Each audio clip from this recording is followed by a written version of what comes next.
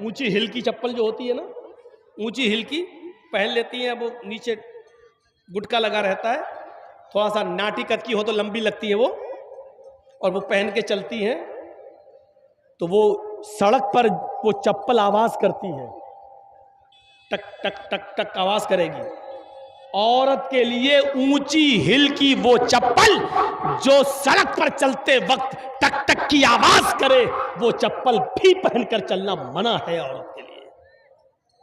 जाहिर है वो चप्पल को टक टक टक टक करेगी, इधर उसकी चप्पल बोलेगी टक टक टक टक, उधर नौजवानों के दिल बोलेंगे धक धक धक धक। मना है। कोई भी खुशबू परफ्यूम नहीं लगा सकती, घर में जो चाहे लगाए, लेकिन घर के बाहर कोई परफ्यूम नहीं, कोई इत्र नहीं, यहां तक कि खुशबूदार कोई चीज नहीं। अगर क्रीम में खुशबू है तो वो भी नहीं, पाउडर में खुशबू है तो वो भी नहीं, अगर कोई ऐसा तेल यूज करती है जिसमें खुशबू है तो वो भी नहीं।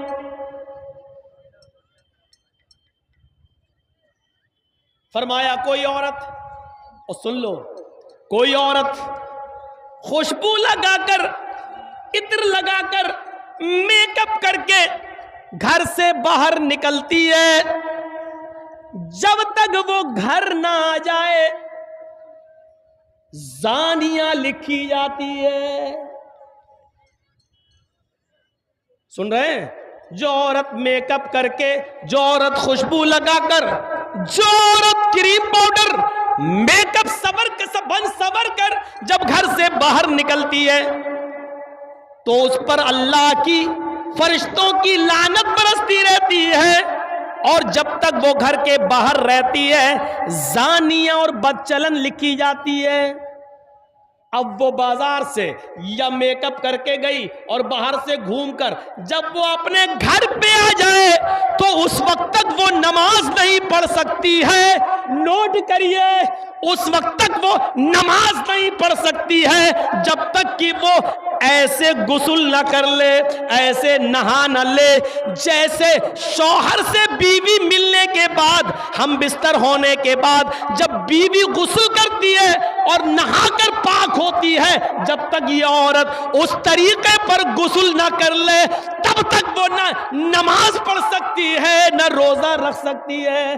अब बताइए हम इस्लाम के इस मिशन में कितने घुल चुके हैं। बताइए इस्लाम का, हमारा और हमारी बेटियों का इस्लाम कैसा है? क्या पानी और रंग की तरह है? क्या हमारी लड़कियां, हमारी बीवियां क्या इस इस्लाम के मिजाज में पूरी की पूरी दाखिल हैं? कौन सी लड़की है जो लिपस्टिक लगा के नहीं आई है? जरा देखो तो। अब आप कहोगे मौलाना कह रहे देखो तो, जुमले बहुत जल्दी पकड़ते हो। अब देखने का मतलब ये थोड़ी है कि नकाब हटा हटा के देखेंगे, और देखो का मतलब ये भी है कि आप देखो ना देखो, लेकिन जब निकाब ही नहीं है तो अपने आप दिख जाएगा। आजकल निगाहें नीची करके कौन चल रहा है? निगाहें नीची करके अगर चलेंगे तो टक्कर और होगी। अच्छा, आप ईमानदारी के साथ बताइए, जलसा हो रहा है ना, औरतों की आवाज आ रही कि नहीं आ रही? देख रहे हैं? हम थोड़ी देर चुप हो जाए तो लेडीज की आवाज यहां आ रही है। सिस्टम सही नहीं है। इन औरतों का इंतजाम इतनी दूर करना चाहिए कि इनकी आवाज मर्दों तक नहीं आए। अपने मर्दों तक की तो सुन नहीं रही हैं, आज मौलवियों की सुनेंगी? निकाल दो ये जहन से। एक मौलाना साहब ने खुतबा किया तकरीर में जुमे में, तो जुमे का नमाज पढ़ के बेचारा आदमी अपने घर गया और अपनी बीवी को गोद में उठा के डांस करने लगा, गोद में उठा के। तो बीवी ने पूछा, वाह आज तो कमाल कर दिया, जुमा पढ़ के घर में आए, गोद में उठा लिया, आज बड़ा रोमांस कर रहे हो, बड़ा प्यार कर रहे हो।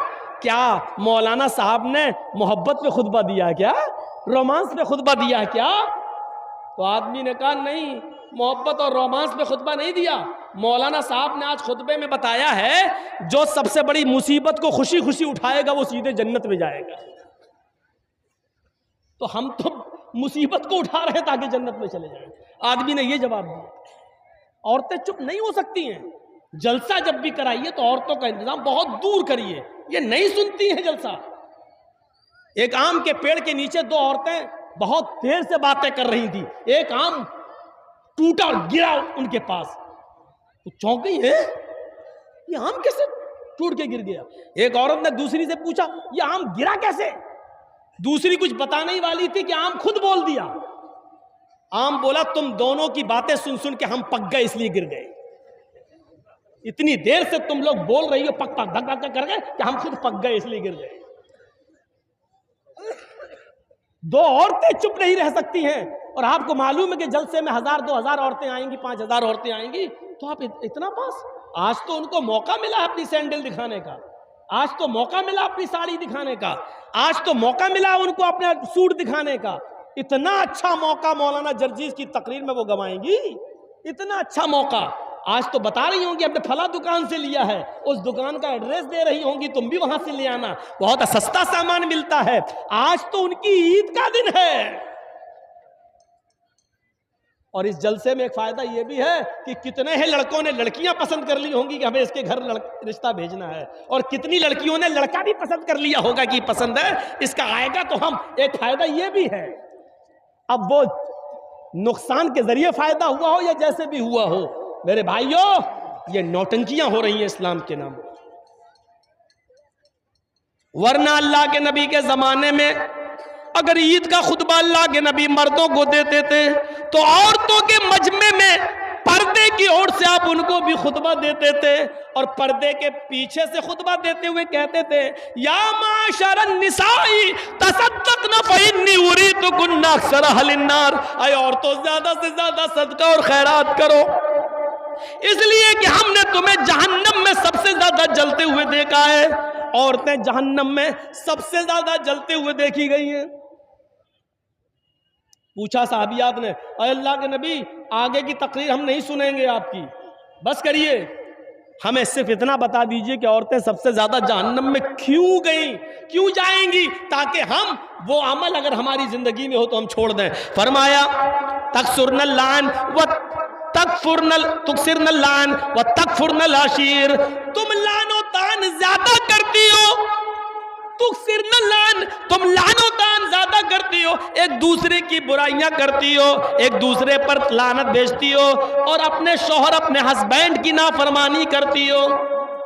याद रखना मेरे भाइयों, अल्लाह के नबी सल्लल्लाहु अलैहि वसल्लम ने फरमाया, अय्युम इम्रातिन मातत व ज़ौजुहा अनहा राज़िन, जो औरत मर गई, जिस औरत का इंतकाल हुआ और इंतकाल के वक्त उसका पति उससे खुश था, उससे राजी था, तो वो औरत जन्नत के अंदर दाखिल होगी। मेरी माँ बहनें पहली बात तो सुन नहीं रही हैं, और जो सुन रही हैं वो सुन ले। अल्लाह के नबी ने जन्नती औरत की पहचान बताई, अय्युम इम्रातिन मातत, जो औरत मर जाए, इंतकाल कर जाए, लेकिन इंतकाल करते वक्त उसका पति, उसका हस्बैंड उससे राजी था, उससे खुश था, फदखलतिल जन्नह, तो ये औरत जन्नत के अंदर जाएगी। लेकिन इसके उल्टे भी फरमाया कि जो औरत मर गई इस हाल में कि उसका पति उससे राजी नहीं था, उससे खुश नहीं था, तो वो कितनी बड़ी नमाजी हो, चाहे तहज्जुद की नमाजी क्यों ना पढ़ती हो, वो जन्नत के अंदर दाखिल नहीं हो सकती। चाहे कितनी रोजेदार हो, वो जन्नत के अंदर नहीं जा सकती है। मेरे प्यारे साथियों, हमें अपनी बेटियों को ये तालीम देना चाहिए ताकि वो जब घर से जाएं, ससुराल में जाएं, तो वो अपने पति को इज्जत की नजर से देखें और उनको खुश रखने की कोशिश करें। मेरे भाइयों, हमने ये तालीम नहीं दी है, अपनी बेटियों के हाथ में मोबाइल दे दिया है, हमारी बेटियां मोबाइलों में ड्रामे देख रही हैं, और जैसे बताया जा रहा है उस तरीके से आज वो अपने पतियों के साथ अपनी जिंदगी गुजार रही हैं। हमने मजाक समझ रखा है इस्लाम को।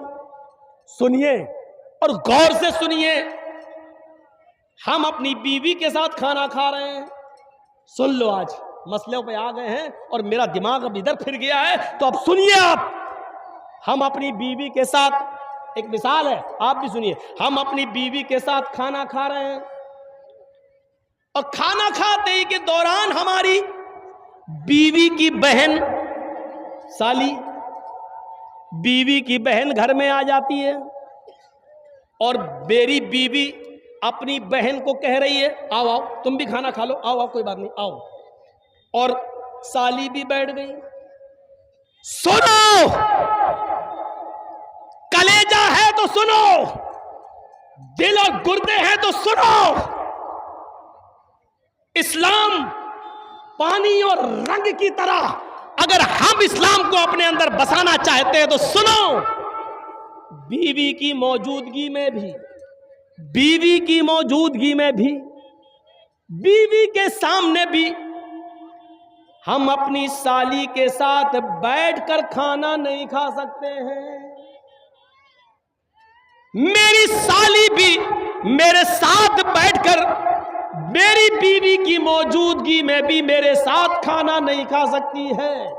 इस्लाम हमारी बीवी की बहन को, हमारी साली को भी बीवी की मौजूदगी में भी बहनोई के साथ खाना खाने की इजाजत नहीं देता है।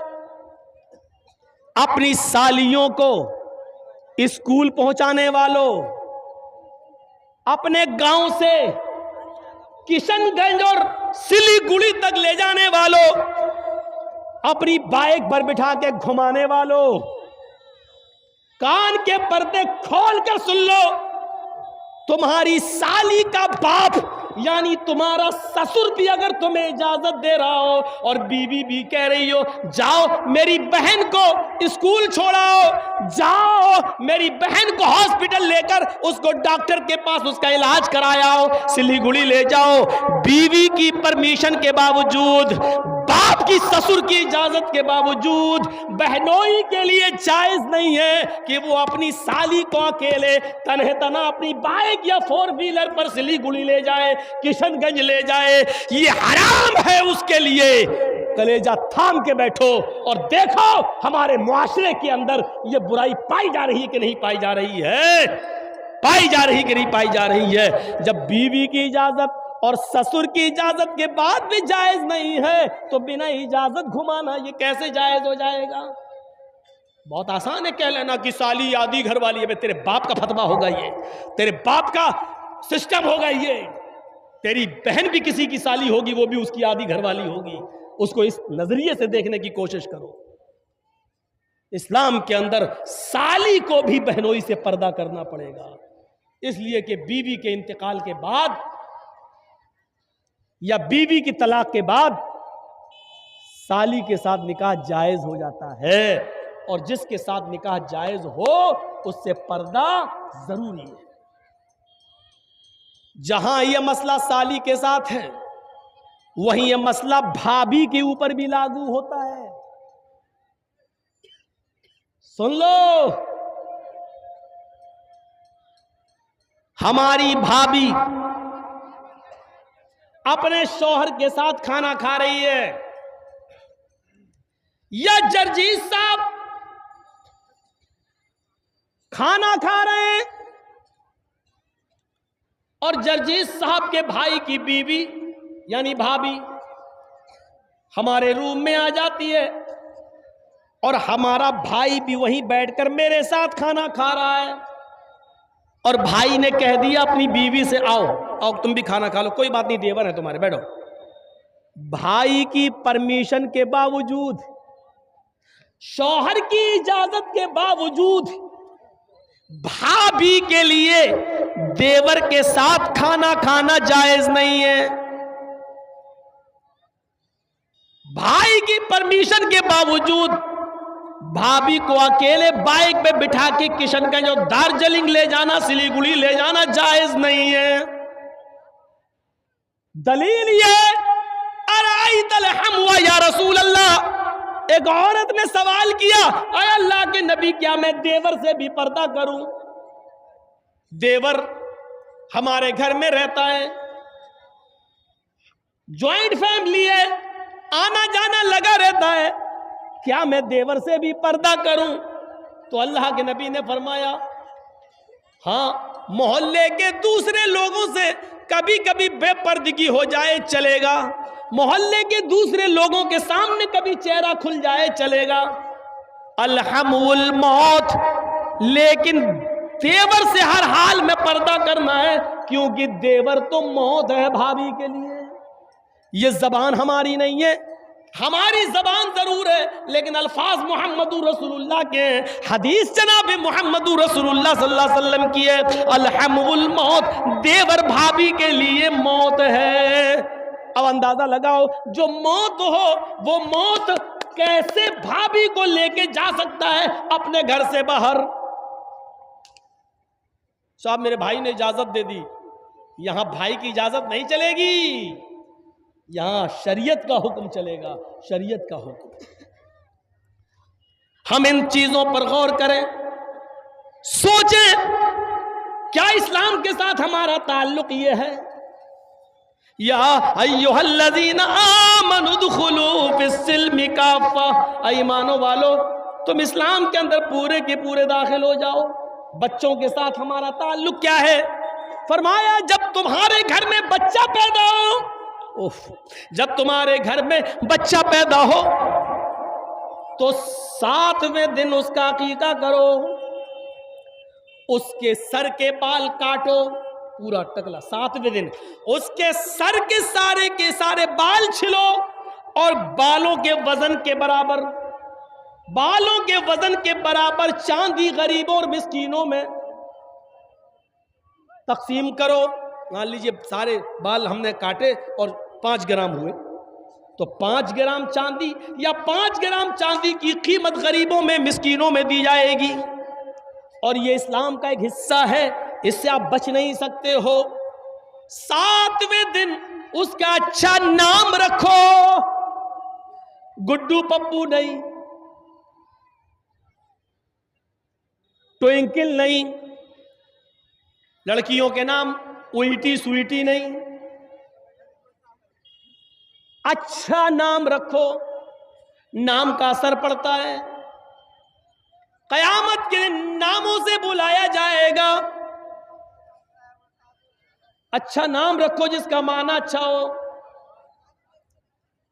जब 7वां दिन हो जाए तो उसका अकीका करो। और मसला याद रखना, अकीका सिर्फ 7वें ही दिन है,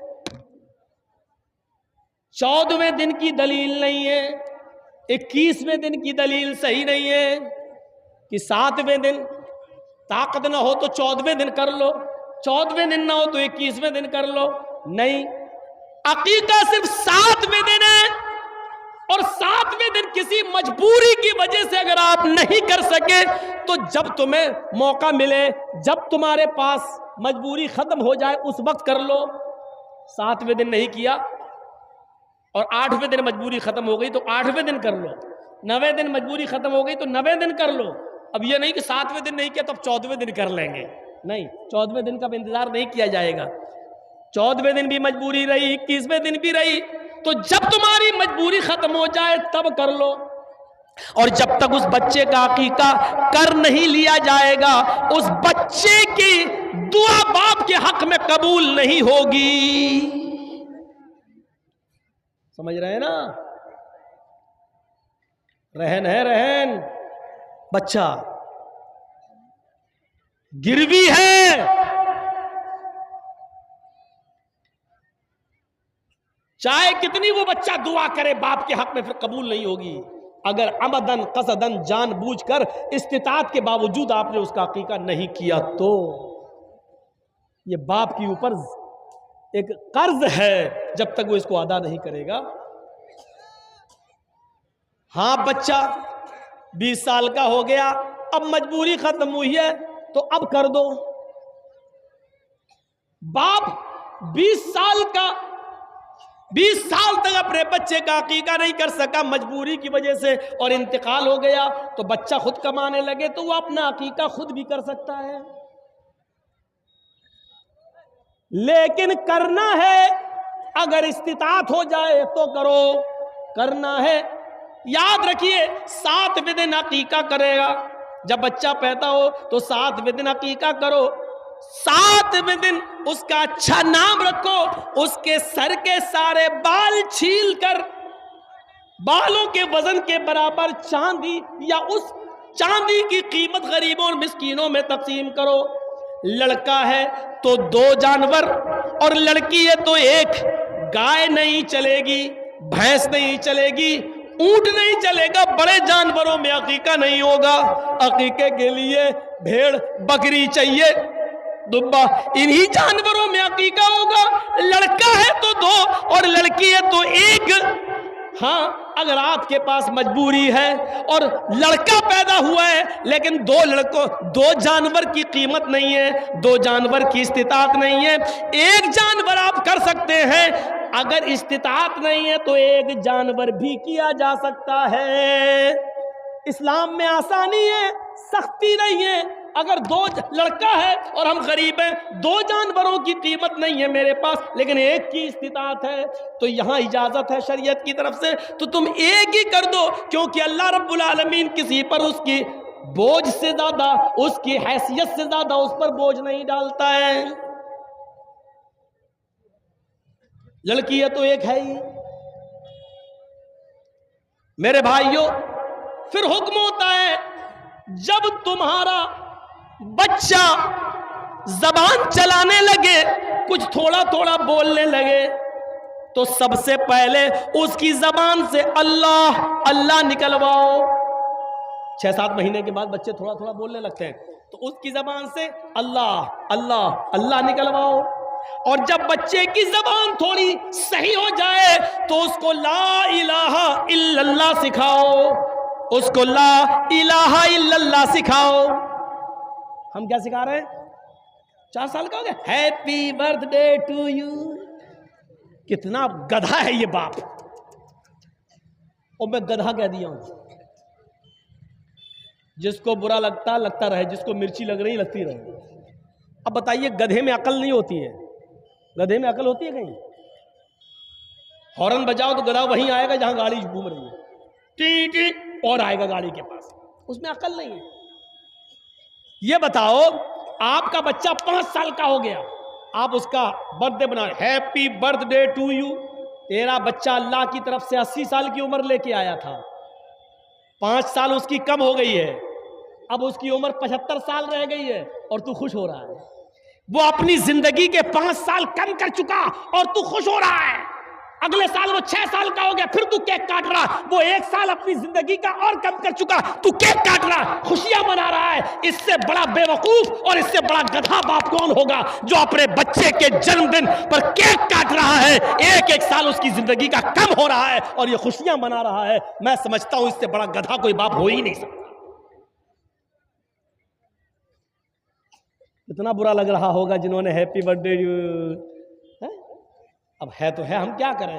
कुरान ने भी मिसालें दी हैं जानवरों की, उलाइका कलानाम बल हुम अज़ल, ये लोग चौपायों की तरह बल्कि उनसे भी ज्यादा गए गुजरे। कुरान ने मिसाल दी है, हम क्या करें? अब दुनिया जीफतुल मय्यत, ये दुनिया मरी हुई लाश है। वह तालिबुहा किलाब, और इस दुनिया के पीछे घूमने वाले, इस दुनिया की दौलत में मगन रहने वाले, इस दुनिया को तलब करने वाले और इस दुनिया को चाहने वाले कुत्ते हैं। तालिबुहा किलाब, अल्लाह के नबी कह रहे हैं इस दुनिया को चाहने वाले कुत्ते हैं, कुत्ते। अब हम क्या करें? अल्लाह के नबी कह रहे हैं, हम क्या करें? अकल जिसके अंदर नहीं होती है वो जानवर गधा है। अब गधे वाला काम हम कर रहे हैं। बहुत से गधे तो इतने बड़े पड़े हैं कि 85 साल की उम्र में भी अपना बर्थडे मना रहे हैं।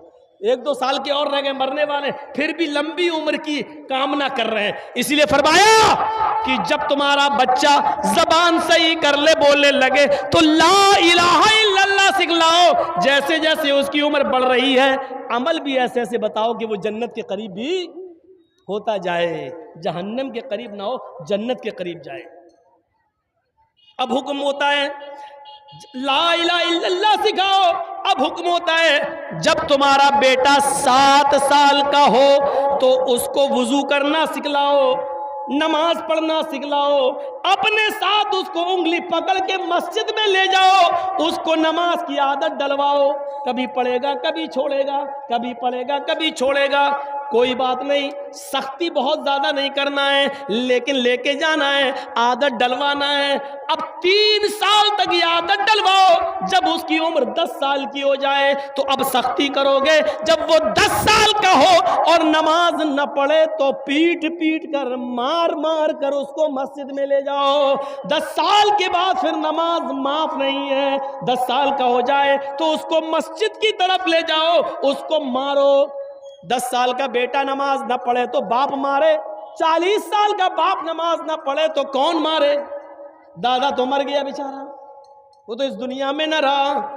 याद रखो, जो 40 साल की उम्र में बाप नमाज नहीं पढ़ रहा है तो उसका 10 साल का बेटा कैसे नमाज पढ़ेगा? ये औलाद के साथ हमारा इस्लाम के साथ कनेक्शन कैसा है? क्या पानी और रंग की तरह है या पानी और पत्थर की तरह है? जरा तसव्वुर करें। ये औलाद के बारे में हुक्म दिया है, हम ऐसा कर रहे हैं। 10 साल के बाद एक सहाबिया थी, मुस्नद अहमद की हदीस है, एक सहाबिया थी, उनके घर में बच्चा पैदा हुआ।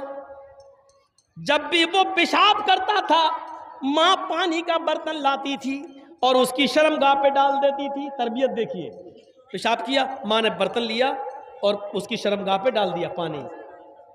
जब वो बच्चा चलने के लायक हुआ, जब वो बच्चा चलने के लायक हुआ और उसका पहला दिन था अपने पैरों के बल खड़े होकर चलने का, मतलब चलने का, जब पहला दिन था बच्चा चला और बच्चे को पेशाब लगा तो बच्चे ने पानी का प्याला देखा, यानी वही मिट्टी का बर्तन होता था उस जमाने में।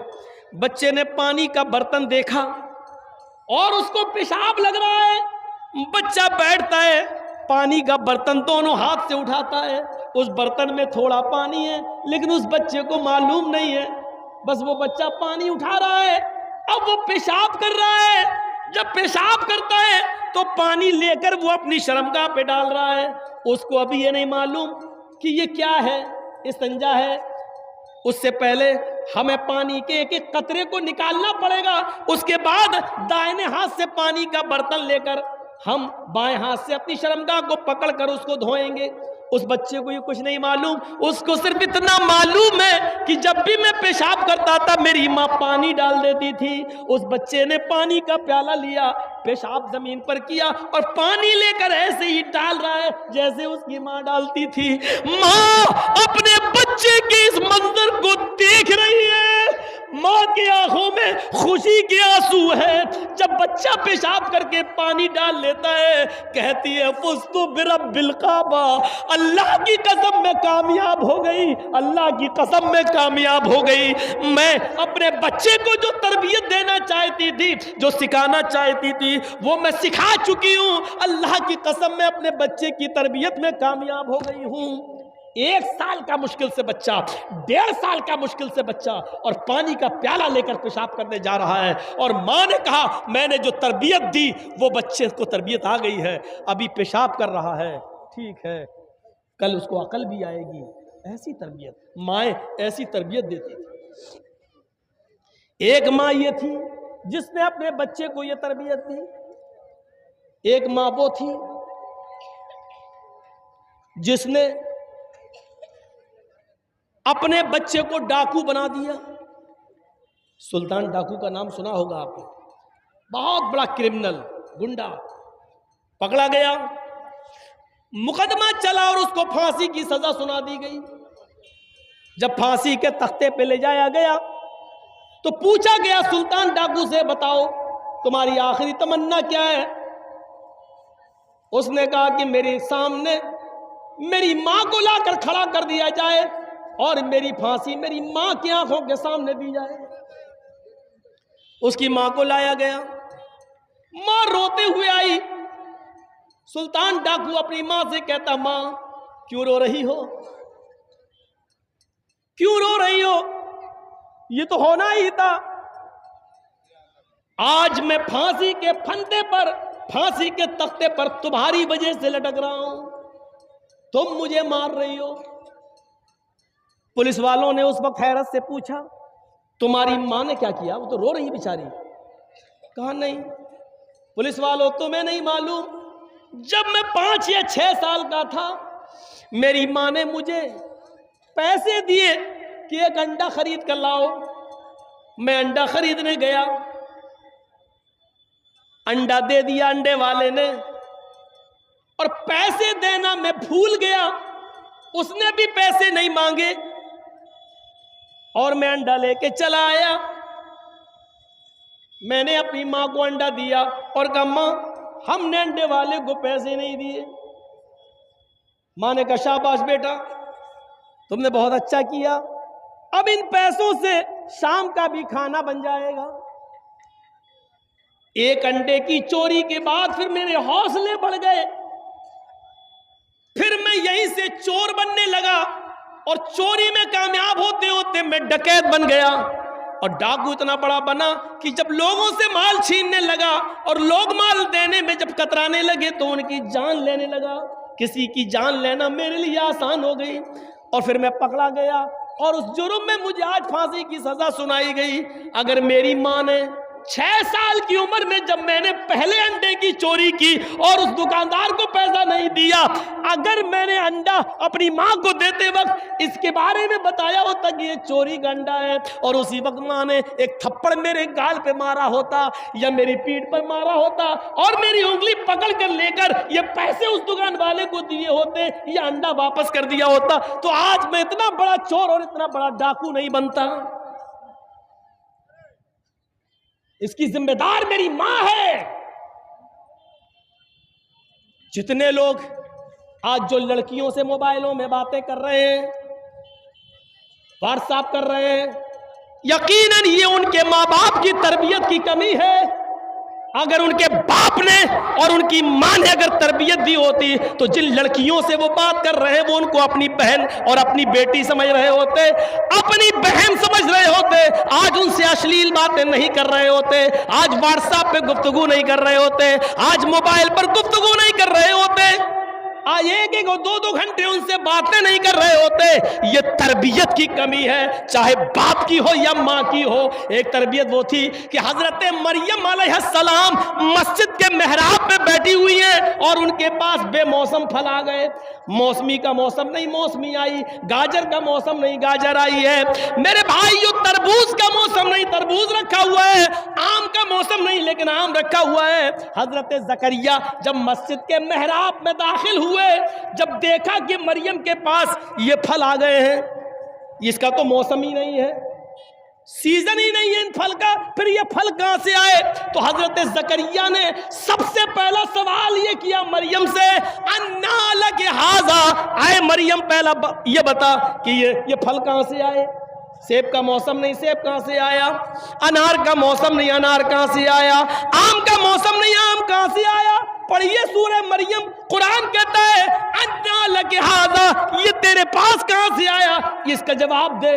अल्लाह वाली थी, नेक थी, अरे जिसने बगैर शौहर के बेटा पैदा किया ईसा को, और अल्लाह ने उसकी पाक दामनी का ऐलान किया, अल्लाह ने उसकी पाक दामनी का सबूत दिया, वो बदचलन कैसे हो सकती थी? लेकिन जकरिया क्लास ले रहे हैं, बता ये फल कहां से आया? और मरियम कहती है शक मत कीजिए, डाउट मत कीजिए, मेरे बारे में कोई गलत ख्याल पैदा मत कीजिए। क़ालत हुवा मिन इंदिल्लाह, ये सारी नेमतें मुझे अल्लाह की तरफ से मिल रही हैं। ऐ जकरिया, मुझे पालने पोसने वाले, मेरी परवरिश करने वाले, मुझे अच्छी तरबियत देने वाले, मेरी रगों में आप ही का खून है, इसलिए मैं आपको बताना चाहती हूँ ये कोई लड़के ने ला के नहीं दिया, मेरा किसी लड़के से कोई ताल्लुक नहीं है, कनेक्शन नहीं है, ये नेमतें मुझे अल्लाह के पास से मिल रही हैं। आप बाप हैं, आप अपनी बेटियों से पूछिए ये मोबाइल तेरे पास कहां से आया? ये तो 12-13-15 हजार का मोबाइल है, हमने तो तुम्हें लेके नहीं दिया, ये तुम्हारे पास कहां से आया? 500-600 रुपए का रिचार्ज तुम्हारे मोबाइल में 1.5-2 GB तुम्हें रोज मिल रही है, ये पैसा तुम्हारे पास कहां से आया है? हम तो तुम्हें मोबाइल में 2 ही नंबर थे तुम्हारे पास, एक माँ का एक बाप का या एक भाई का, अभी अभी ये तीसरा नंबर, इस नंबर से जो कॉल आई है ये कहां से आई है? ये सारे सवाल आज बाप ने अपनी बेटी से पूछना छोड़ दिया, इसलिए बेटियां भी आवारा गायों की तरह हो चुकी हैं, आवारा जानवरों की तरह हो चुकी हैं। आज हमने तरबियत देना छोड़ दिया है। सुनिए, जब तरबियत नहीं होगी तो यही हाल होगा। आज हमने अपनी बेटियों को और अपनी औलाद को तरबियत नहीं दी है। शेख अब्दुल कादिर जीलानी बगदादी रहमतुल्लाह अलैह, जो बड़े पीर साहब के नाम से मशहूर हो गए, वो अब्दुल कादिर जीलानी रहमतुल्लाह अलैह 12 साल की उम्र में काफिले के साथ जा रहे थे। उनकी माँ ने 12 साल की उम्र में उनके कुर्ते के अस्तर में 40 अशरफी सिल दी थी और सिलते वक्त छुपा दिया था और कहा था, बेटा देखो ये 40 अशरफियां हैं, लेकिन हालात चाहे कितने खराब हो जाए, बेटे तुम झूठ कभी मत बोलना, तुम झूठ कभी मत बोलना। माँ अपने 12 साल के बच्चे को काफिले के हवाले कर रही है, लेकिन नसीहत ये कर रही है, बेटे हालात कितने भी खराब हो तुम झूठ कभी मत बोलना। माँ जानती है हालात खराब हो सकते हैं, लेकिन झूठ बोलकर हालात और खराब कर लिए जाएंगे। अगर अपने आप को बचाना है तो सच बोलकर ही बचाया जा सकता है। मेरे प्यारे साथियों, जब डाकुओं ने उस काफिले पर हमला किया तो सारा काफिला लूट लिया।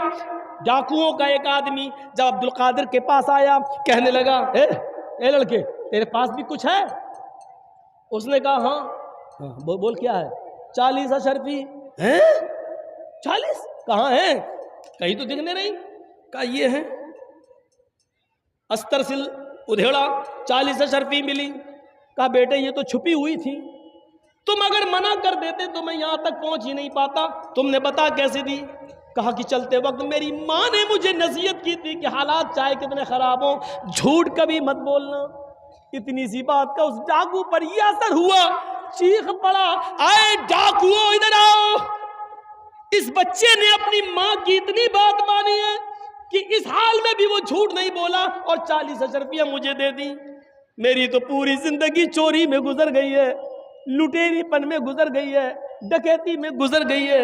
ये बच्चा अपनी माँ की नाफरमानी नहीं कर सका, हम अपने रब की नाफरमानी कर रहे हैं। हम अपने रब को क्या मुंह दिखाएंगे? हम अपने रब को क्या जवाब देंगे? सारे काफिले का लूटा हुआ माल वापस कर दिया और उन डाकुओं ने सबने सच्ची तौबा कर ली। ये बच्चा 12 साल का आगे चलकर शेख अब्दुल कादिर जीलानी के नाम से मशहूर हुआ है और बड़े पीर साहब के नाम से जाना जा रहा है। हम अंदाजा लगा रहे मेरे भाइयों, माएँ क्या तरबियत दिया करती थी अपनी औलाद को, और आज हमारी माएँ हमें क्या तरबियत दे रही हैं। आज हमारा 4 साल का बच्चा पैंट की चैन खोलता है, माँ खोलती है, कहती है बेटा यहाँ खड़े होके पेशाब कर ले। माँ के सामने वो खड़े होके पेशाब कर रहा है। और एक वो माँ थी, जब बच्चा पेशाब कर रहा है तो उसके पानी का बर्तन उसकी शर्मगाह पे डाल रही है। तरबियत है। हमें इस्लाम हमारे अंदर कितना दाखिल है, हमने अपनी औलाद को क्या तरबियत दी है, जरा सोचो और अंदाजा लगाओ। फरमाया मेरे भाइयों, या अय्युहल्लज़ीना आमनू उदखुलू फिस्सिल्मी काफ़ा, आई ईमानो वालो तुम इस्लाम के अंदर पूरे के पूरे दाखिल हो जाओ। तो ये इस्लाम के बारे में चंद नसीहतें मैंने आपके सामने रखी हैं। इस्लाम के ताल्लुक से चंद नसीहतें, और इस उम्मीद के साथ कि इंशाअल्लाह इस्लाम का पूरा इस्लाम हम अपने अंदर दाखिल करेंगे। पानी और रंग की तरह, पानी और पत्थर की तरह नहीं कि जब चाहो पत्थर को निकाल के फेंक दो। हमारा इस्लाम के साथ ताल्लुक पानी और रंग की तरह होना चाहिए, पानी और पत्थर की तरह नहीं।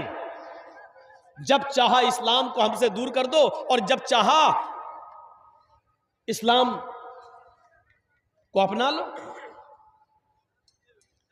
जब चाहा जलसे में आ जाओ, टोपी लगा के तकरीर सुन लो और रात के 2 बजे तक मौलाना जर्जीस की तकरीर सुनने के बाद फजर में जब आजान आए तो घोड़ा बेचते हुए सोते रहो। आपने 12 बजे जर्जीस साहब को टाइम दिया, 1:30 बजे 2 बजे तक जर्जीस साहब ने तकरीर की, घर गए सो गए। आपने इस्लाम के अंदर पत्थर डाल दिया, लेकिन फजर की अजान में उठ के आप नमाज पढ़ने नहीं गए। इसका मतलब यह कि उस पत्थर को पानी से निकालकर आपने बाहर फेंक दिया। जो सुना वो आपने दूसरे कान से निकाल कर फेंक दिया। हमारा और आपका ताल्लुक इस्लाम के साथ पानी और पत्थर की तरह है, जो इस्लाम नहीं चाहता है। हमारा और आपका ताल्लुक इस्लाम के साथ पानी और पत्थर नहीं, रंग और पानी की तरह होना चाहिए। देखिए, चंदा जरूरी है, होना चाहिए, लेकिन इस तरीके से नहीं कि आप डिस्टर्ब करें। भाई स्टेज के ऊपर चंदा होना चाहिए, मैं मना नहीं कर रहा हूं, लेकिन इस तरीके से नहीं कि आप जो है कितना हुआ, कहां से, वो उधर लाओ और फिर तकरीर ना हो पाए, वो नहीं होना चाहिए। भरिए बाद में गिनिएगा, बरकत होगी, अभी गिनोगे बरकत नहीं होगी, मौलवी की तनख्वाह भी नहीं निकलेगी।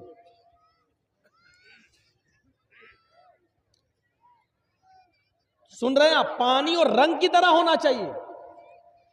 जैसे पानी में रंग डालने के बाद रंग को पानी से अलग नहीं किया जा सकता, उसी तरीके से हमारी जिंदगी में इस्लाम ऐसे घुल जाए, ऐसे पिघल जाए कि अगर इस्लाम को हमसे निकाला जाए तो न निकले, और इस्लाम से हमें निकाला जाए तो न निकले। जैसे हजरत बिलाल के अंदर था, आग के अंगारों पे लिटा दिया गया और कहा गया इस्लाम छोड़ो, कहने लगे नहीं। अभी तक सेटिंग नहीं बन पा रही है आपकी, इतनी देर में तो एक लड़की सेट हो जाती है।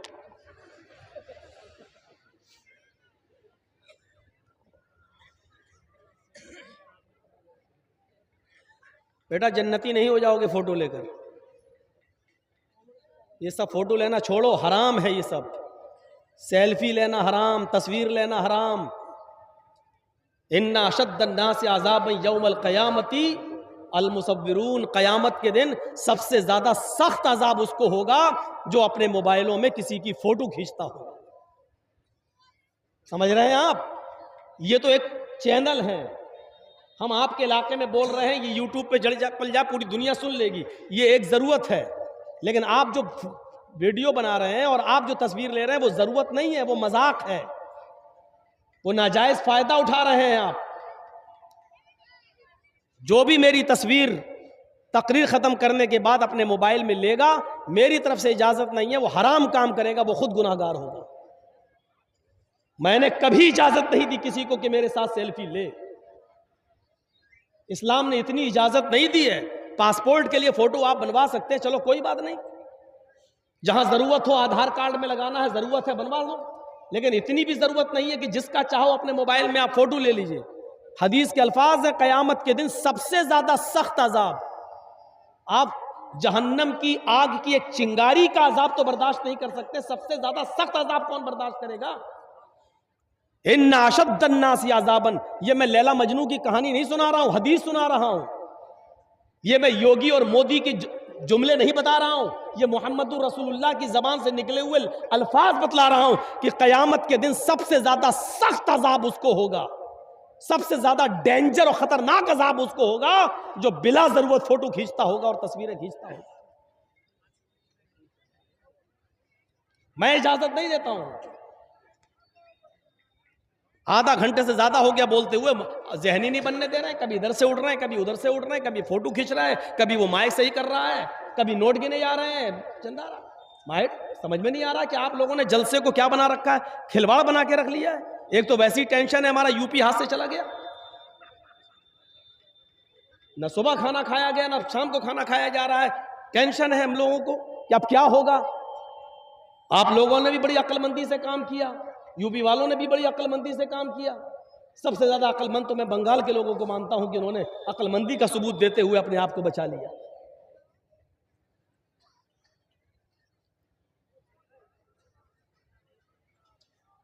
तो मेरे भाइयों, अपने आप को इस्लामी रंग में रंगना चाहिए।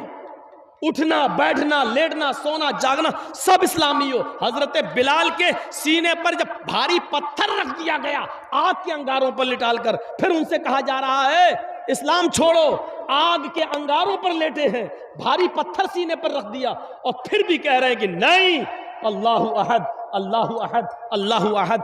यह है इस्लामी जिंदगी। ना इस्लाम बिलाल से निकल रहा है, ना बिलाल से इस्लाम को निकाला जा रहा है। यह है इस्लाम।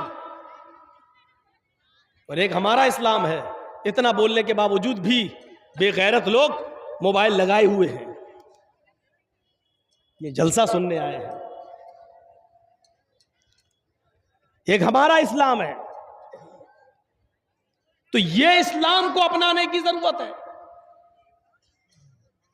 हजरत सुमैया रजी अल्लाह ताला अन्हा की शर्मगाह में, इंदामे नहानी में खंजर मार दिया अबू जहल ने, इधर से डाला उधर निकाल दिया। कहता अबू जहल कि इस्लाम छोड़ दे। क्या कहती है अबू जहल? बिल्कुल नहीं। इतनी बड़ी सजा पाने के बावजूद भी क्या कह रही है? इस्लाम नहीं छोड़ सकती। एक ऊंट, एक पैर इस ऊंट से बांध दिया, दूसरा पैर उस ऊंट से बांध दिया, हाथ में कोड़ा लिया और कहा कि इन ऊंटों को भगा देंगे। एक ऊंट पूरब की तरफ जाएगा, एक ऊंट पश्चिम की तरफ जाएगा। अब इस्लाम छोड़ दे, तू चीर दी जाएगी, बीच से तेरे दो टुकड़े कर दिए जाएंगे। इस हाल में भी देखने के बाद मुस्कुराती है और कहती है कि अबू जहल, जन्नत देखने के बाद भी कोई पलट सकता है, मैं इस्लाम को अब भी नहीं छोड़ सकती। ये कौन सा इस्लाम था? ये होना चाहिए हमारा इस्लाम के साथ कनेक्शन। यहां तो 5-6 लड़के घेर ले, लाठी डंडा लेके और कहा बोल जय श्री राम, तो मारे डर के हमारे मुंह से निकल जाएगा जय श्री राम, जान बचाने के लिए। एक हमारा इस्लाम है। सोचिए हम कहां खड़े हैं। हम अपने घरों में इस्लाम नाफिज नहीं कर पाए, हम अपनी लड़कियों को पर्दा नहीं करा पाए, हम जलसों में हैं और हमारी बहनें अभी भी मार्केटों में घूम रही हैं। हम रात के 12-12 और 1-1 बजे तक उनके हाथों में मोबाइल देकर इस्तेमाल करवा रहे हैं और हमारी जवान बेटियां मोबाइल चला रही हैं। एक ये हमारा इस्लाम। और फिर कहते हैं कि हमारा मजाक उड़ाया जा रहा है, फिर हिजाब पे पाबंदी नहीं लगेगी तो क्या होगा?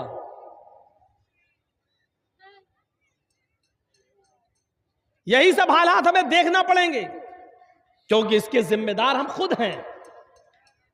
कल तक हमारी मस्जिदों से, हमारे मोहल्लों से जब किसी हिंदू की बारात निकलती थी तो गांव में घुसने से पहले बारात बंद हो जाती थी कि मुसलमानों को बैंड बाजा पसंद नहीं है, इनको तकलीफ नहीं पहुंचाएंगे, इनको हम क्यों तकलीफ दें, बंद कर देते थे बैंड बाजे।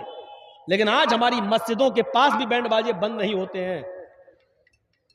नमाज हो रही होती है और बारात बजती हुई गुजर जाती है। क्यों? क्योंकि हमने अजानों के वक्त खुद अपने घर की टीवियां बंद नहीं की हैं, हमने मैच देखना बंद नहीं किए हैं। हमारी औरतें, हमारी माँ बहनें टीवी में सीरियल देखना जब से शुरू कर दी हैं तो गैर मुस्लिमों ने हमारी मस्जिदों के पास भी बैंड बाजे बजाना बंद नहीं किया है, बजाना शुरू कर दिया है। उसकी जिम्मेदार कौन है? इस हालात की जिम्मेदार कौन है? हम खुद इन हालात के जिम्मेदार हैं। याद रखिए, अब जो गलती आप करेंगे वो मिटेगी नहीं। एक उम्र होती है किसी गलती के मिटाने की। हमारा छोटा सा बच्चा स्कूल पढ़ने के लिए जाता है, नर्सरी, LKG, UKG, फिर फर्स्ट, सेकंड, थर्ड। जब वो बच्चा छोटा है, पढ़ने जाता है, तो उसको कलम से, पेन से नहीं लिखाया जाता है, पेंसिल दी जाती है, कच्चे मसाले की पेंसिल, और साथ में रेजर दिया जाता है, उसको लिखाया जाता है। बच्चा है, लिखने में गलती करता है, रेजर से मिटाया जाता है, क्योंकि अभी उसकी उम्र गलती करने की है, वो अभी गलती करेगा और उसको रेजर से मिटाया जाएगा। लेकिन जब वही हमारा बच्चा 6 क्लास में आ जाता है तो फिर उसको पेंसिल से नहीं बल्कि कलम से लिखने को दिया जाता है। क्यों? ये मैसेज देने की कोशिश की जाती है कि अब तुम्हारी गलती करने की उम्र खत्म हो चुकी है। जब तुम्हारी गलती होती थी तो मिटा दी जाती थी, अब तुम इतने बड़े हो चुके हो कि अब तुम पेन से लिखोगे, सोच समझ कर लिखना। अब अगर गलती करोगे तो रेजर से मिटने वाली नहीं है। इलेक्शन के हालात, बिहार के हालात, यूपी का इलेक्शन, और इन तमाम चीजों में हमारी बेवकूफी और हमारा पागलपन हमें बता रहा है कि अभी भी हम अपने आप को बच्चे समझ रहे हैं कि हम लिखेंगे गलत और मिटा दिया जाएगा। नहीं, इस वक्त होश के नाखून लेने की जरूरत है, इस वक्त दूरअंदेशी की जरूरत है, इस वक्त अक्लमंदी से काम लेने की जरूरत है, क्योंकि इस वक्त तुम जो गलती करोगे वो मिटेगी नहीं। मैंने कह दिया जो कहना था। अब भैंस का गोश्त खाने वाले होगे तो नहीं समझोगे, क्योंकि भैंस कुंद दिमाग होती है, और अगर भैंस के अलावा कुछ और खा रहे होगे तो समझ गए होगे कि मौलाना जर्जिस क्या कह रहा है और क्यों कह रहा है। जरूरत है इस वक्त अपने आप को ये सोचने की कि अब हमारी गलती मिटने वाली नहीं है। जो गलती हमने की है वो मिटेगी नहीं। यूपी वालों ने जो गलती की है वो अब मिटेगी नहीं, उसका खमियाजा 5 साल तक भुगतना पड़ेगा।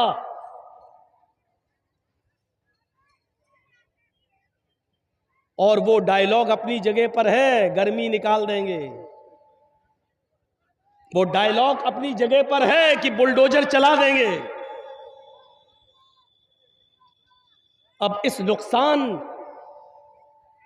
का जिम्मेदार कौन है?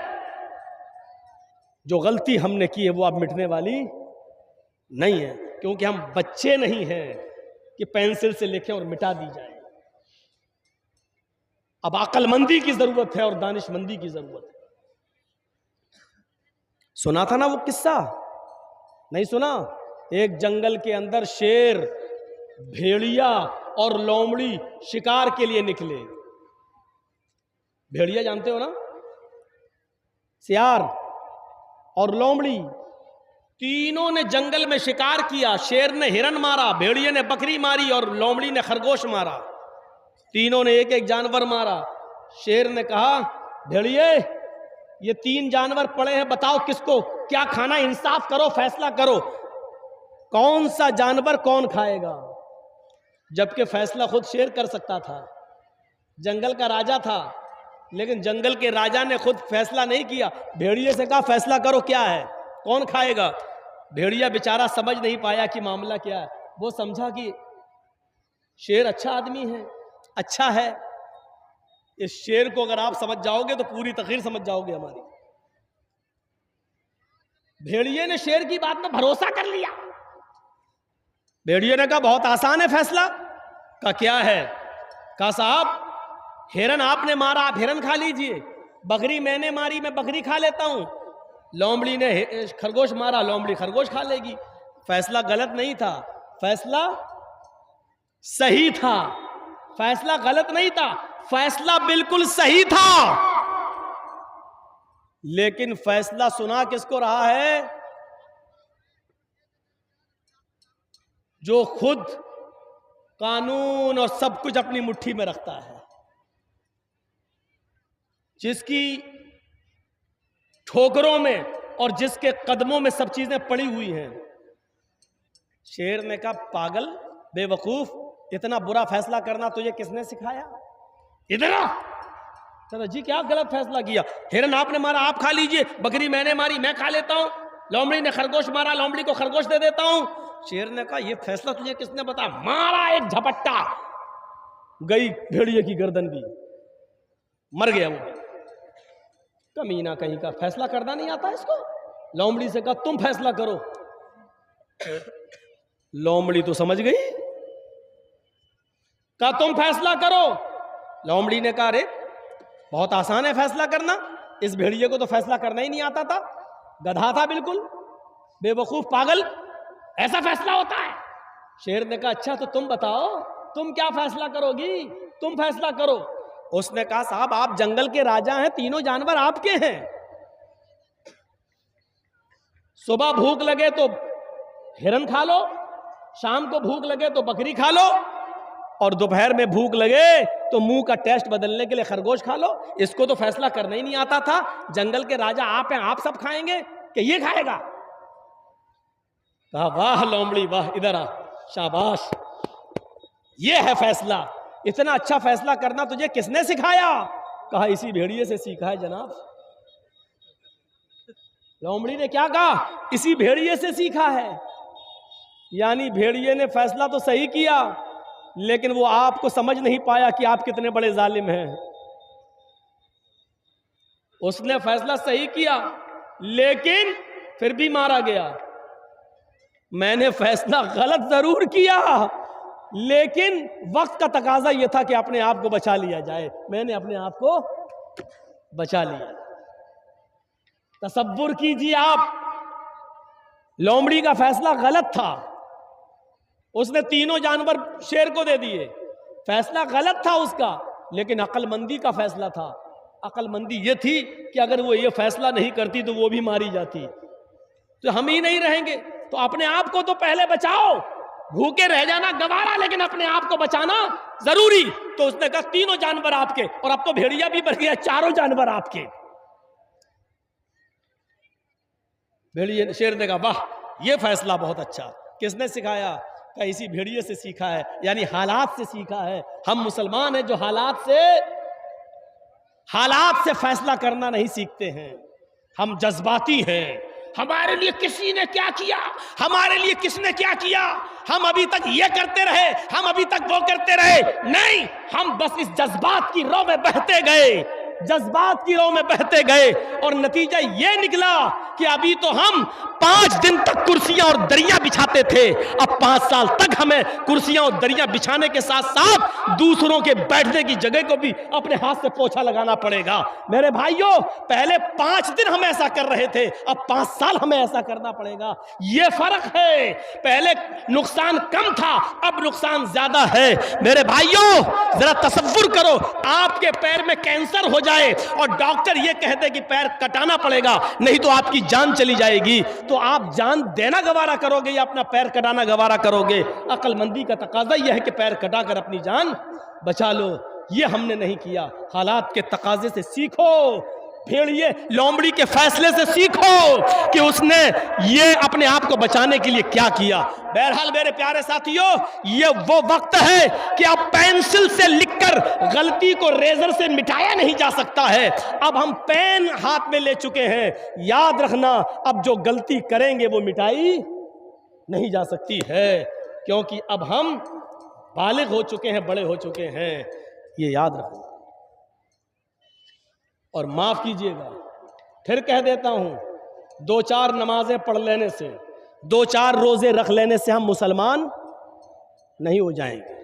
आप चाहे कितना कहते रहिए कि मेरा नाम मोहम्मद जर्जीस है, आप चाहे कितना कहते रहिए कि मेरा नाम आसिफ अली है, आप चाहे कितना कहते रहिए कि मेरा नाम मोहम्मद अमीर है, मेरा नाम अमीनुद्दीन है, कुछ भी कहते रहिए, लेकिन अगर आप सिर्फ जुमे की जुमे नमाज पढ़ते हैं तो आप मुसलमान नहीं हैं। अगर आप 2 टाइम की नमाज पढ़ के 3 टाइम की छोड़ देते हैं तो आप मुसलमान नहीं हैं। मुझे ये बताइए, ये एक पोल है, मान लो ये बिजली का एक पोल है, करंट, बिजली का एक खंबा है, इसमें बिजली के तार दौड़ाए जाना है। बिजली के तार लगना भी लगे नहीं है, लेकिन आपको मालूम है कि ये बिजली का खंबा है और बगल में एक आम का पेड़ है, उसके बगल में एक आम का पेड़ है। आंधी आई, हवा चली, गौर से सुनना, मैं बहुत जबरदस्त मिसाल दे रहा हूं। हवा चली, आंधी आई और आम के पेड़ से 15-20 पत्ते, आम के जो पत्ते थे वो टूटकर बिजली के खंबे से चिपक गए। ये बिजली का खंबा है, मैंने मान लिया। आम के पेड़ से पत्ते टूटे और बिजली के खंबे पर चिपक गए। आपने देखा कि बिजली के खंबे पर आम के पत्ते लगे हुए हैं, तो आप उस बिजली के खंबे को बिजली का खंबा कहोगे या आम का पेड़ कहोगे? मुझे आज जवाब दो। चलिए थोड़ा सा मैं पूछता हूं आज आपसे, देखें सो रहे हैं कि जाग रहे हैं। बिजली के खंबे पर 20, 25, 50 पत्ते आम के चिपक गए, पेड़ के। अब आप उस बिजली के खंबे को, बिजली के पोल को क्या कहोगे? बिजली का पोल या आम का पेड़? उसमें तो आम के पत्ते चिपके हुए हैं।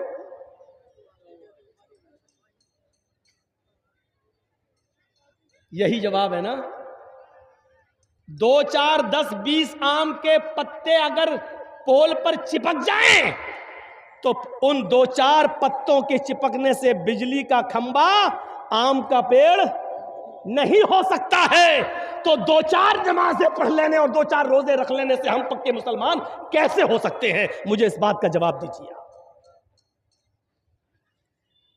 आम के पेड़ को आम का पेड़ तभी कहा जाएगा जब वो अपनी जड़ में भी आम हो, अपने तने में भी आम हो, अपनी शाखाओं में भी आम हो, उस पर पत्ते भी आम के हों और उस पर फल भी आम का लग रहा हो, तब आप उसको क्या कहोगे? ये आम का पेड़ है। उसी तरीके से मुसलमान उसको कहा जाएगा जिसकी जड़ भी इस्लाम की हो, जिस जड़ के तना भी इस्लामी हो और उस तने पर जो पत्ते यानी जो इबादतें हो वो भी इस्लामी हो, उसका उठना बैठना चलना फिरना और खाना पीना शादी और ब्याह सब इस्लामी हो, तब कहा जाएगा कि ये मुसलमान है। और अगर ऐसा नहीं है तो माफ कीजिएगा, हम और आप बिजली के खंबे पर 15, 20, 25, 50 आम के पत्ते चिपके हुए उस बिजली के खंबे को आम का पेड़ कह रहे हैं, जो बिल्कुल हो नहीं सकता। इसी तरीके से दो चार नमाज और दो चार रोजा रखने वाले को मुसलमान नहीं कहा जा सकता है। इस मिसाल को याद रखिएगा। मौलाना मिसाल तो इतनी अच्छी दे रहे हैं, इसीलिए तो यूपी से बुलाते हैं आपको कि आप अकल में बिठा देते हैं हमारी। हाँ, अकल में हम आपके बिठा रहे हैं। और याद रखना, अगर दो चार वक्त की नमाज पढ़ने वाले को अगर आप मुसलमान समझ रहे हैं तो समझ लेना कि आप उस बिजली के खंबे को आम का पेड़ कह रहे हो कि जिस पे 5, 6, 10 पत्ते आम के चिपके हुए हैं, जो हो नहीं सकता। या अय्युहल्लज़ीना आमनुदखुलू फिस्सिल्मि काफ़्फ़ा, ऐ ईमान वालो तुम इस्लाम के अंदर पूरे के पूरे दाखिल हो जाओ। तुम्हारा उठना, तुम्हारा बैठना, तुम्हारा लेटना, तुम्हारा सोना, तुम्हारा जागना, तुम्हारा खाना, तुम्हारा पीना सब इस्लामी होना चाहिए। हम अपने समाज पर गौर करें, शादियां होती हैं, क्या ये इस्लामी है? एक एक लड़की की शादी में लड़के वालों की तरफ से 150 आदमी, 200 आदमी, और हमारे इलाके में चले जाओ तो 400 आदमी, 500 आदमी बाराती। और बड़े बड़े शहरों का जायजा लें तो खाने पीने का सिस्टम खड़े होकर, आपके इलाके में होता कि नहीं होता अभी हमें नहीं मालूम, लेकिन हमारे बड़े बड़े शहरों में चले जाओ, लखनऊ में, कानपुर में, दिल्ली में, बंबई में, बड़े बड़े शहरों में शादियों में बारात, बफर सिस्टम, खाने का सिस्टम, अपने हाथ से निकालो, खड़े होके खाओ। इसका नाम रखा गया बफे सिस्टम। बिगाड़ कर लोग बोलने लगे बफर सिस्टम, जिसका नाम होना चाहिए था कुत्ता सिस्टम, जिसका नाम होना चाहिए था गधा सिस्टम, जिसका नाम होना चाहिए था सुअर सिस्टम। इसका नाम रखा गया बफे सिस्टम। अभी जायजा लो और खड़ा कर दो और ऊपर से देखना शुरू कर दो कि कितने नौजवान लड़के हैं कि उनके बाल इस्लामी हैं। तो अभी आपको ऐसे ऐसे लोग मिलेंगे कि जिनकी यहां से बिल्कुल साफ, यहां से बिल्कुल साफ, यहां से बिल्कुल साफ, सिर्फ इतनी जगह पर बाल मिलेंगे, ऐसा लगता है जैसे मधुमक्खी का छत्ता। और इस बाल को नाम रख दिया है फैशन, जबकि हमारी नजर में यह है सुअर कट बाल। ये बाल इधर से, ये कौन सा बाल है? ऊपर से आप सिस्टम को देखना शुरू करें, नजर डालें और देखें तो ऊपर से नीचे तक आप अभी पता चल जाएगा कि कितने लोगों की पूरा का पूरा शरीर इस्लाम की तालीमात से भरा पड़ा। हजरत उमर रात की तारीकी में अंदर बाहर निकलते हैं, देखते हैं कौन भूखा है, कौन सो रहा है। रात के अंधेरे में एक घर से किसी औरत की चीखने की आवाज आती है। वो औरत बुलंद आवाज से चीखते हुए नाम ले रही है कि मेरा शौहर मैदान जंग में कत्ल कर दिया गया है और अभी तक मेरी दूसरी शादी नहीं हुई है, ना मैंने की है। अब तो जवानी मुझे इतनी तंग कर रही है कि आज की रात अगर नजर इब्ने हारिस होता, आज की रात अगर नजर इब्ने हारिस होता तो आज मैं नजर इब्ने हारिस को पकड़कर आज अपने चारपाई पर, अपने बिस्तर पर ले आती और आज चारपाई के पाए टूट जाते, यानी आज मैं उससे हम बिस्तर हो जाती, उससे मिल लेती।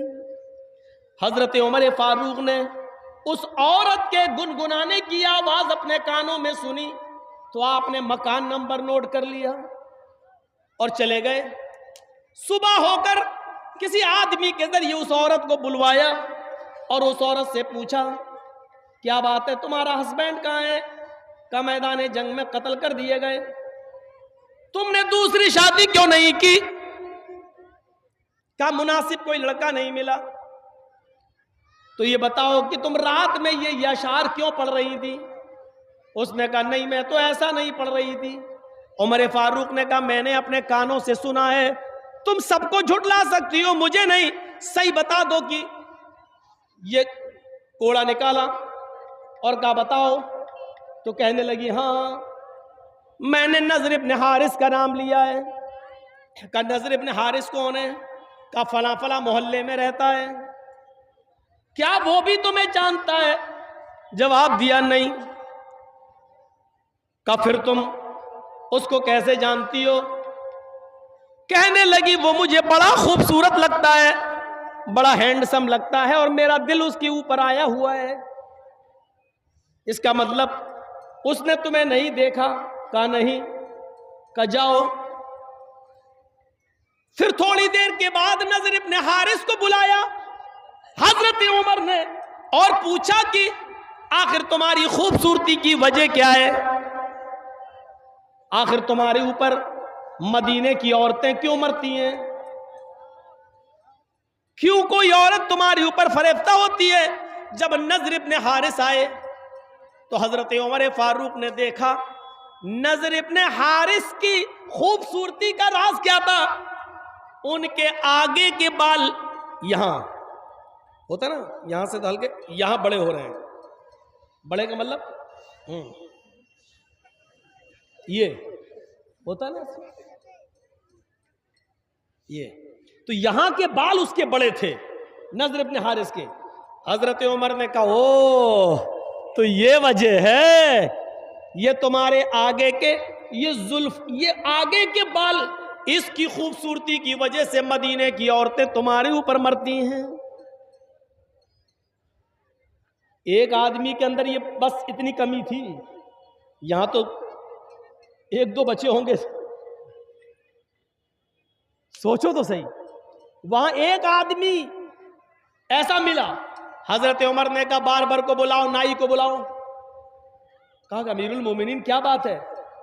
कहा तुम्हारे बाल काटे जाएंगे, टकला किया जाएगा तुम्हारे। कहा अमीरुल मोमिनीन मेरा क्या कसूर है? अगर औरत मुझ पे मर रही है तो वो मर रही, हमने थोड़ी उससे कुछ कहा, हम तो जानते भी नहीं उसको।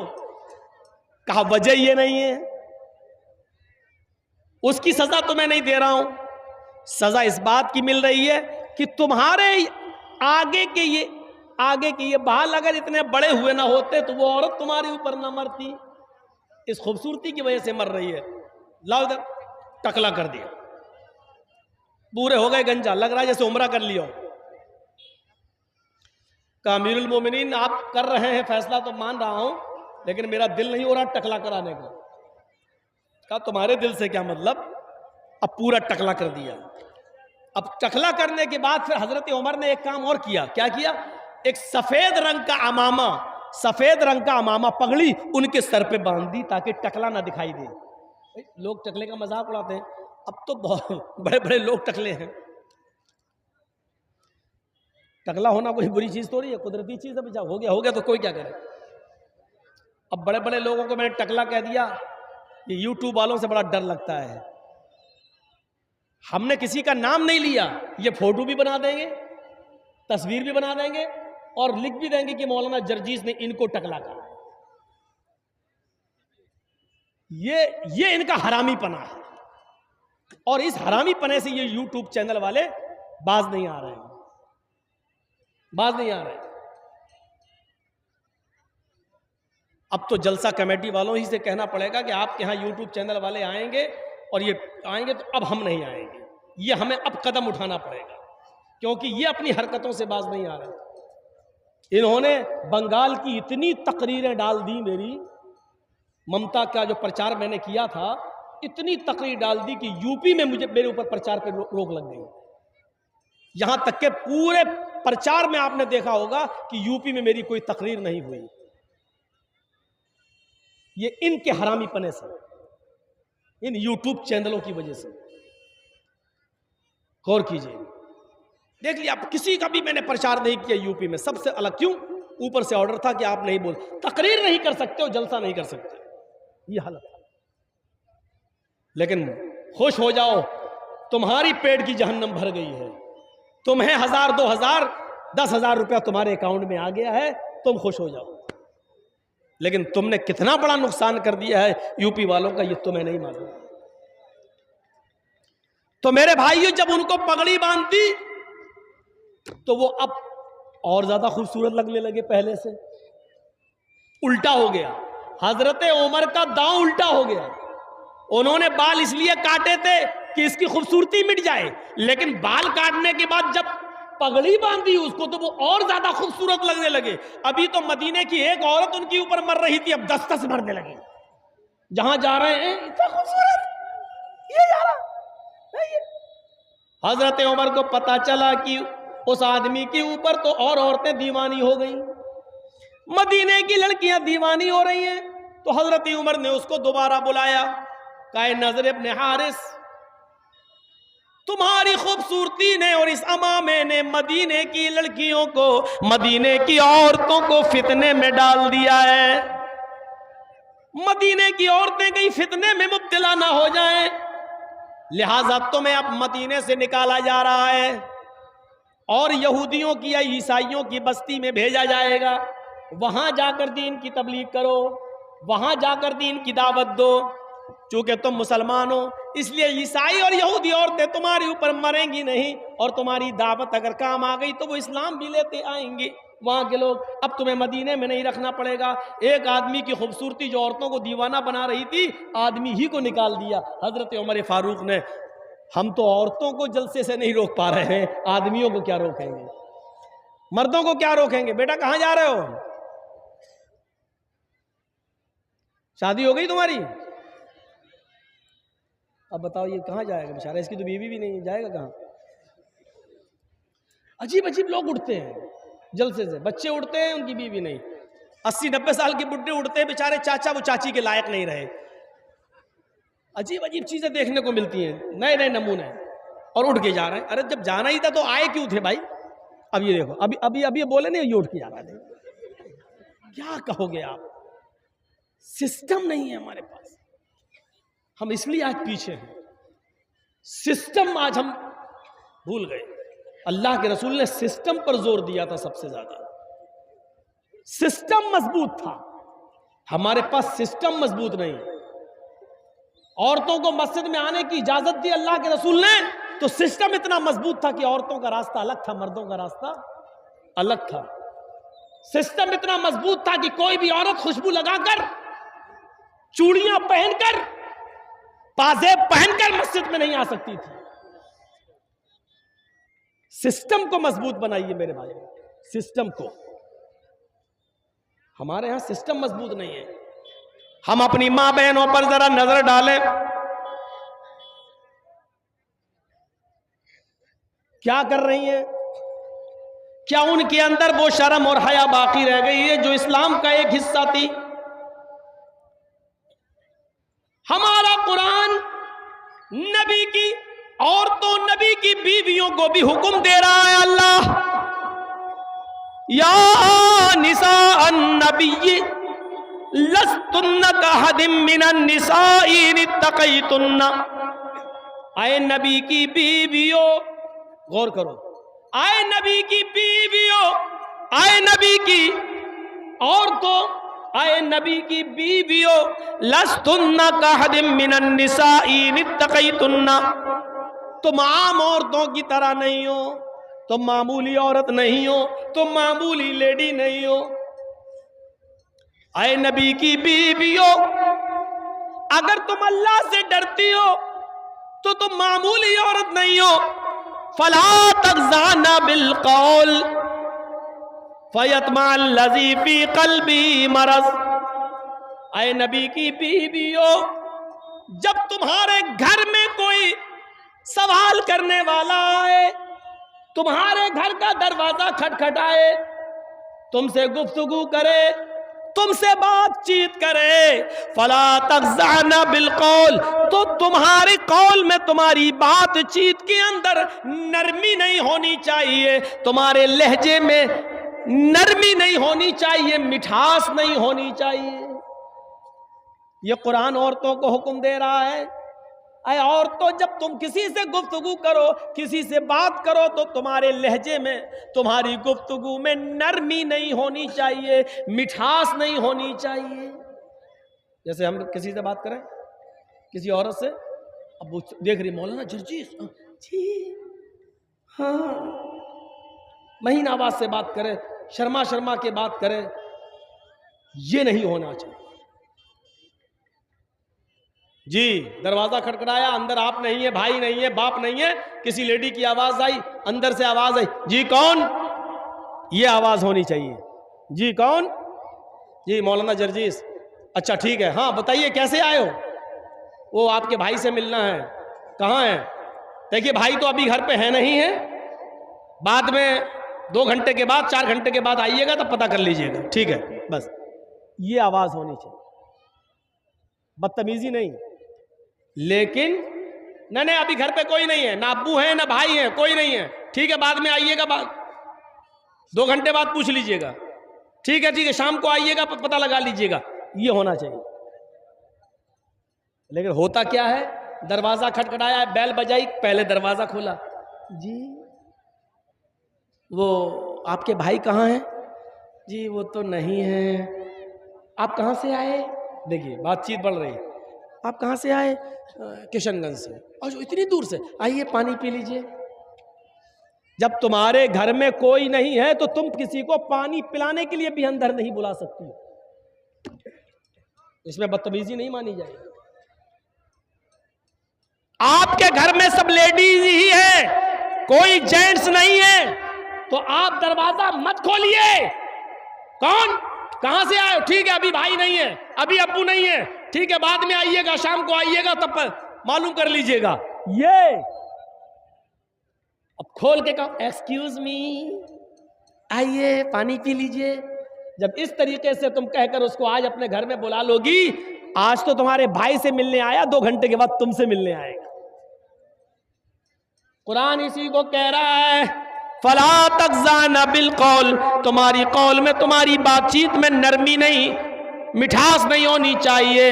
अगर तुम नरमी से और मीठेपन से बात करोगी, फयतमअल्लज़ी फ़ी क़ल्बी मरज़, तो जो बीमार दिल वाला है, जो जिसका दिल कमजोर है, फौरन किसी लड़की की हल्की सी आवाज सुनकर पिघल जाता है, उसकी तरफ झुकने लगता है, इसको अल्लाह के नबी, इसको कुरान ने क्या कहा, मरज़, फयतमअल्लज़ी फ़ी क़ल्बी मरज़, जिसके दिल में बीमारी होगी, इश्क की, मोहब्बत की, वो तुम्हारे बारे में तरह तरह के ख्यालात अपने दिमाग में रखने लगेगा। फयतमअल्लज़ी फ़ी क़ल्बी मरज़, वो अपने दिल में तुम्हारे बारे में नए नए ख्यालात, नए नए तसव्वुरात अपने दिल में रखने लगेगा। इसलिए मिठास नहीं होनी चाहिए तुम्हारी आवाज में। ये अल्लाह रब्बुल आलमीन ने हुक्म दिया है। और औरतों को हुक्म दिया है अल्लाह रब्बुल आलमीन ने, वइज़ा सअल्तुमूहुन्ना मतान फसअलूहुन्ना मिन वराइल हिजाब। हाय मोहम्मद के मानने वालों, आए मुसलमानों, जब तुम किसी घर में जाओ और घर में कोई मर्द ना हो और औरतें ही औरतें हो और तुम्हें वहां कोई चीज लेना हो, उस घर से कोई चीज हासिल करना हो, उस घर से कोई चीज तुम्हें लेना हो, वइज़ा सालतुमूहुन्ना मतान, अगर कोई सामान तुम्हें चाहिए, फसलूहुन्ना मिन वराइल हिजाब, तो पर्दे की ओर से मांगो, दीवार के पीछे से मांगो, दरवाजे के अंदर से मांगो। यानी औरतें दरवाजा ना खोलें, सामान लेके आए, उतना ही गेट खोलें और सामान दे दें। सामान देते हुए, प्लेट देते हुए, बर्तन देते हुए या कोई भी चीज देते हुए अपने हाथों में सॉक्स, अपने हाथों में ग्लव्स पहन लें, ताकि तुम्हारे हाथ की कलाइयां, तुम्हारे हाथ की हथेलियां भी गैर मर्द को नजर न आए। ऐसे पर्दे की ओर से उनसे सवाल करो, फसलूहुन्ना मिन वराइल हिजाब, पर्दे की ओर से उनसे मांगो। और उनको भी चाहिए जो सामान देंगे वो पर्दे के पीछे से तुम्हें दें, यानी सामने ना आए। ये कुरान कह रहा, कुरान जलसों में भी सामने आ रही हो तो क्या हाल होगा, दुकानों पे घूम रही हो और हम जलसे करा रहे हैं। साहब, सिस्टम हमारा मजबूत है, हमने रस्म बना ली है, अमली अक़दाम नहीं किया है। वहां अमली अक़दाम होता था। कैसे? एक नौजवान टखने से नीचे पैजामा पहने हुए था, उसका कपड़ा टखने से नीचे था यहां, और जा रहा था ऐसे। हजरत उमर ने देखा है टखने से नीचे, तो हजरत उमर ने उसको बुलाया, ए अंतहाइज। अब तर्जुमा सुनो। हजरत उमर ने कहा, ए नौजवान अंतहाइज।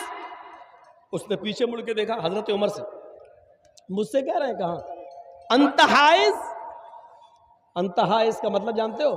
क्या तुझे पीरियड आ रहा है? क्या तुझे महीना आ रहा है? औरतों को महीना आता है ना, पीरियड। जो औरतें बालिग हो जाती हैं, जो लड़की बालिग, उनको एक महीने में चंद दिन ब्लड आता है, जो उसको पीरियड बोलते हैं, एमसी। तो हजरत उमर ने कितना खतरनाक जुमला बोला उस नौजवान को।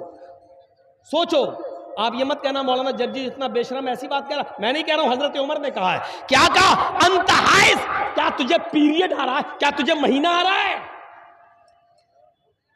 तो उसने पीछे मुड़ के देखा, कोई औरत तो जा नहीं रही है। हजरत उमर किससे कह रहे हैं? कहा पीछे क्या मुड़ के देख रहा है? तुझसे कह रहा हूं। हंसने लगा, मुझसे? मुझसे? हाँ। कहा आपका दिमाग सही है? कहा क्यों? कहा यहीजुर रजुल। उस आदमी ने कहा क्या मर्द को भी महीना आता है? है सवाल देखिए उसका। हजरत उमर ने से उसने कहा मुझे महीना, हल यहीजुर, क्या मर्द को भी महीना आता है? तो हजरत उमर ने कहा क्या मर्द भी टखने से नीचे पैजामा पहनता है? यानी कपड़ा टखने से नीचे पहनने का हुक्म अल्लाह ताला ने, नबी ने औरतों को दिया है, मर्दों को टखने से ऊपर पहनने का हुक्म दिया है। यहां से ऊपर रहेगा कपड़ा आपका, मर्द का टखने से नीचे, यहां तक कि पैर भी छिप जाए। औरतों को हुक्म दिया है कि वो नीची शलवार पहने। और जब चादर या नकाब लगा के जब बाजार या मायके या कहीं जाएं, तो ऐसी कंडीशन में इतनी नीची चादर हो जो आपकी चप्पल को भी छिपा रही हो, चप्पल भी नजर ना आ रही हो, और जमीन की मिट्टी से रगड़ खा रही हो चादर। इतनी नीची चादर होनी चाहिए, या इतना नीचा नकाब होना चाहिए, हिजाब होना चाहिए जो पैर की चप्पल को भी छिपा रहा हो। जाकर जो चंद औरतें बुर्का पहन के आई हैं, जरा उनके नकाब भी देख लीजिएगा, चप्पल तक दिखेगी। और याद रखना, औरतें घर से बाहर जाते वक्त घर में जो चाहे पहने। जिस घर के अंदर गैर मर्दों का आवागमन नहीं है, औरतें घर में जो पहनना चाहे पहने, कोई रुकावट नहीं है। दुपट्टा ओढ़े न ओढ़े, ओढ़नी लें न लें, बाल खुले रखें या बांध के रखें, नाइटी पहने ना पहने, जो चाहे। और गौर से सुनो, घर के अंदर जहां गैर मर्दों का आवागमन नहीं है, औरतें जो चाहे पहन सकती हैं, उनको कोई रुकावट नहीं है। लेकिन घर से बाहर अगर जाएंगी, घर से बाहर जब निकलेंगी, तो औरतें घर से बाहर निकलते वक्त चूड़ियां भी पहनने की इजाजत नहीं है, चूड़ियां भी नहीं पहन सकती। हर बजने वाली चीज मना है, कोई भी बजने वाली चीज औरत पहनकर नहीं जा सकती। अगर चूड़ी बज रही है तो चूड़ी पहनकर जाना गलत है। पाजेब, पायल पहनकर नहीं जा सकती।